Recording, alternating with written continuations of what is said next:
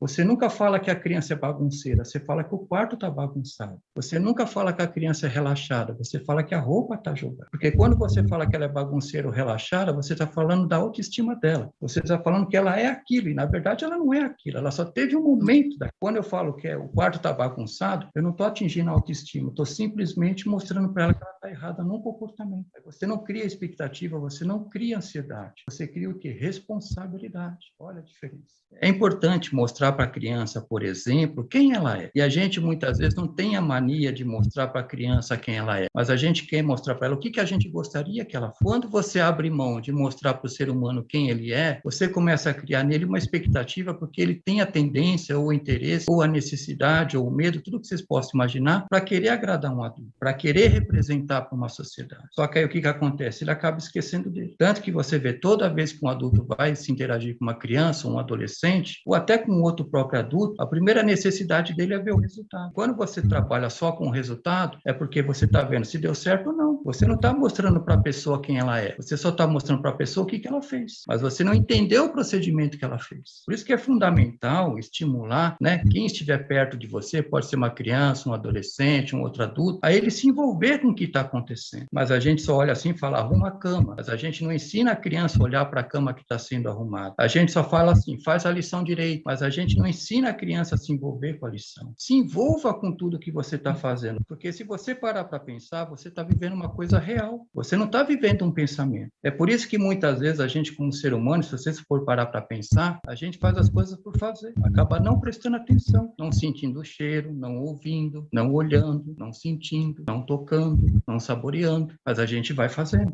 Vai acumulando um monte de tensão. E essa tensão se transforma o quê? Em ansiedade, porque é tudo expectativa, concorda? E muitas delas são frustrantes, porque você simplesmente não viveu, você não percebeu, você não sentiu, você apenas fez. E eu volto a dizer, a gente tem muita mania de criar a própria ansiedade. Eu vou dar um exemplo para vocês de duas mães. A primeira mãe, ela chega em casa e ela vê um filho jogando bola na sala. E essa mãe vai falar assim, olha, aqui não é lugar de jogar bola. Porque você pode quebrar a televisão, você pode quebrar o vaso, quebrar a lâmpada no teto, o caco vai cair no chão, você vai pisar nesse caco, você vai cortar o pé, vou ter que te levar no hospital e você vai tomar ponto. Olha quanto que essa mãe criou. Até a bola ficou assustada.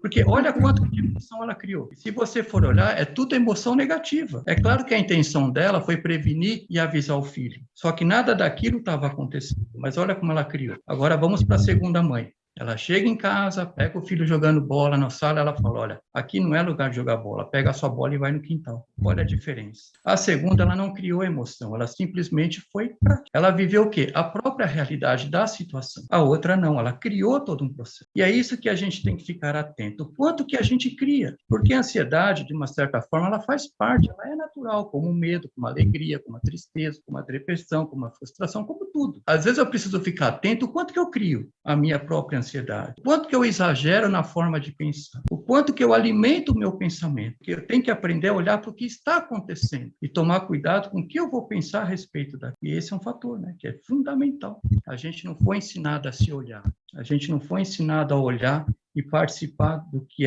muitas vezes é treinado para dar resultado, ou para isso ou por aquilo. Porque a ansiedade, de uma certa forma, ela faz parte do ser humano. Só que tem aquela ansiedade que é positiva, que é um acúmulo de tensão positivo. Por exemplo, você vai fazer uma viagem, você fica ansioso. Né? Você vai comprar um carro, você fica ansioso. É uma coisa boa. De repente, você vai para uma festa, para uma situação, para um casamento, para várias coisas de uma expectativa positiva. E essa ansiedade, ela passa a ser positiva. Só que, infelizmente, hoje, a gente vive muito mais o outro tipo de ansiedade, que é aquela extremamente negativa, que ela é muito pesada, muito destrutiva, está trazendo várias dificuldades a nível emocional, que é aquele acúmulo de tensão enorme, onde há um acúmulo, uma rigidez enorme da musculatura e o seu corpo começa a responder. Dessa ansiedade, que ela pode se manifestar de várias maneiras. Pode ser o bruxismo? Pode, mas pode ser roer unha, pode ser dor estomacal, pode ser queda de cabelo, pode ser cansaço, pode ser sudorese, pode ser pânico, pode ser depressão, pode ser taquicardia, ou seja, o seu corpo ele pode se manifestar de inúmeras maneiras, cada uma delas dependendo do perfil de cada pessoa e da própria intensidade da ansiedade que vai se apresentar. que é interessante para as pessoas pensarem, né? É importante entender que a ansiedade, ela parte primeiramente da nossa mente, da nossa cabeça. E aí, quando você vai ver, essa mente começa a dominar. Quando ela te domina, você deixa de olhar com os olhos, você deixa de sentir com o corpo, você deixa de saborear com a boca, você deixa de ouvir com seus ouvidos, para fazer tudo isso através da mente. Só que a mente, ela vai distorcendo, e por ela distorcer, criando expectativa, ela vai ter que criar atenção, ela vai criar um monte de fatores. E aí, quando você vai ver, você está contaminado. Isso é quando a pessoa faz isso com ela mesma, mas também temos que acrescentar que o próprio meio social, que a própria doença, que a própria sociedade, que a própria expectativa de famílias, cobranças, resultados, dívidas, tudo que vocês possam imaginar externo, também acaba atuando. Tem duas forças, a força externa, que é todo o meio social que pode atuar contra você, e a própria pessoa que pode atuar contra ela própria. O que acontece, né? E aí que vem a necessidade de criar mecanismos de defesa, para poder lidar com essa ansiedade e aprender a colocar limites nela. A ansiedade faz parte do ser humano, como qualquer outro tipo de sentimento, que a gente não está conseguindo colocar um limite nessa ansiedade, e quando vai ver, ela acaba dominando.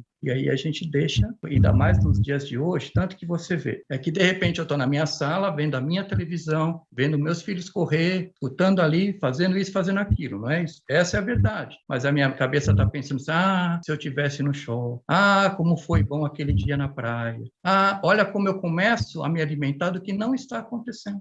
Aí o que eu crio? Uma expectativa, uma coisa, uma fantasia. Então o ser humano, ele tem daquilo, ou ele fica pensando no que ele não tem, ou ele fica pensando no que ele gostaria de ter. Só que aí cadê o que está vivendo? Às vezes ele não valoriza tanto. É isso que a gente tem que prestar um pouquinho de atenção, porque sem querer eu preciso ficar atento se eu não contribuo para que esse nível aumente demais, para que isso realmente se torne muito intenso. Até porque vocês sabem, né? A ansiedade, vamos colocar assim, malvadinha, ela tem toda uma tendência negativa, toda uma tendência pessimista. O avião vai cair, não vai dar certo. Não vai dar certo para dirigir. O dentista vai doer. Aí você começa, né, a atribuir um monte de coisas negativas. E sabe uma coisa importante que todo ser humano deveria praticar, amenizar e acalmar esse emocional para que a ansiedade não te domine tanto? Porque um dos fatores que é fundamental para a gente trabalhar desde que a gente é criança, se torna adolescente, adulto, e até na idade mais avançada, é a nossa própria autoestima. Só que a gente se prepara para que a autoestima seja elevada, a gente acredita que as pessoas têm que nos elogiar, que as pessoas têm que nos valorizar, mas não é isso. Quem tem que se elogiar é a própria pessoa, quem tem que se valorizar é a própria pessoa. O elogio do outro é só uma consequência, não pode ser a prioridade, entende? Porque senão fica vazio. Agora, como é que eu me valorizo? Eu olhar em frente ao espelho e falar, eu sou bonito? Não. Eu pensar que eu sou inteligente? Não. A gente não combate esse tipo de situação com pensamento. A gente combate isso com realidade. Então, por exemplo, você acordou e arrumou a sua cama, olhe e fale para você mesmo, a cama ficou bem arrumada, o meu café ficou gostoso, a roupa que eu escolhi caiu bem, o meu cabelo ficou bom, a forma que eu ajudei a pessoa foi boa, porque eu tenho contato comigo mesmo, eu vou vendo dentro da realidade, eu fui extremamente positivo, eu fui extremamente capaz, concorda? Não foi um pensamento, foi uma realidade. Aí eu começo a olhar para mim e ver que eu tenho potencial, que eu tenho qualidade. E mesmo quando não dá certo, eu posso olhar e falar, meu cabelo não está bom, a cama não ficou legal, faltou açúcar no café, não tem problema, mas eu vou assumir isso dentro de uma normalidade. Eu não vou ver isso como uma frustração que vai me arrebentar. E é isso que a gente tem que fazer no nosso dia a dia. Só que a gente arruma a cama esperando que alguém fale que a cama ficou boa. A gente faz o café esperando que alguém elogie o café. O que não é ruim, só que a gente cria uma dependência. E se o outro não fala, a gente fica chateado. Ele não falou nada do café. Não comeu bolo e não comentou nada. Olha como a gente vai criando a frustração. Aí o que vem? Vem a ansiedade. O que a gente tem que entender? Que nós temos que aprender a cuidar da gente. Tem que aprender a ser responsável. Só que tudo isso dentro de uma realidade. E no dia a dia você vai ver que você é real. Porque isso vai entrar dentro de você de uma forma real, concorda? Não é uma fantasia, não é um pensamento. A ansiedade, igual você ficar mascando chiclete e o seu estômago falando, cadê o alimento? Não vem, só vem a sensação. E o pensamento é a mesma coisa, você fica imaginando a namorada mais bonita, que você vai ficar rico, o melhor carro, a melhor isso, a melhor aquilo, concorda? Só que cadê? Aí você abre o olho e fala, nossa, o que aconteceu? Quando você saboreia a comida, quando você toca em alguém, quando você fala algo, ou você cheira, isso é verdade, concorda? Aí o que vai entrar dentro do seu emocional? Uma fantasia ou uma verdade? Uma verdade. Aí ele se acalma. Só que a gente não tem essa mania, entende? A gente tem a mania de ficar se alimentando com pensamentos. Porque uma coisa é eu ficar imaginando o que pode acontecer de bom. Outra coisa é ficar me envenenando disso o tempo inteiro, entende? E aí vem as tal das complicações. Mas esse é o grande ponto, né? A gente tem que aprender a cuidar da gente. E para cuidar da gente, é simplesmente viver o que a gente tem. Olhe para o que nós temos, olhe para o que cada um já tem, olha para o que cada um já é. Aí você assume aquilo. Aí qual é o próximo passo? Evoluir. Evoluir profissionalmente, evoluir na inteligência, evoluir nisso, evoluir naquilo. Só que às vezes a gente deixa de valorizar o que a gente tem para querer idealizar coisas que a gente não tem ainda. E aí o que acontece? O corpo sucumbe, né? Aí vem o bruxismo, aí vem o reino, aí todo aquele processo. A questão é muito simples, né? Viva um dia de cada vez e a cada momento se envolva com o momento. E vocês vão ver que a coisa vai se acalmando. Agora, se hoje é, por exemplo, quinta, eu estou pensando no domingo, pensando no que vou fazer amanhã, também vai complicar.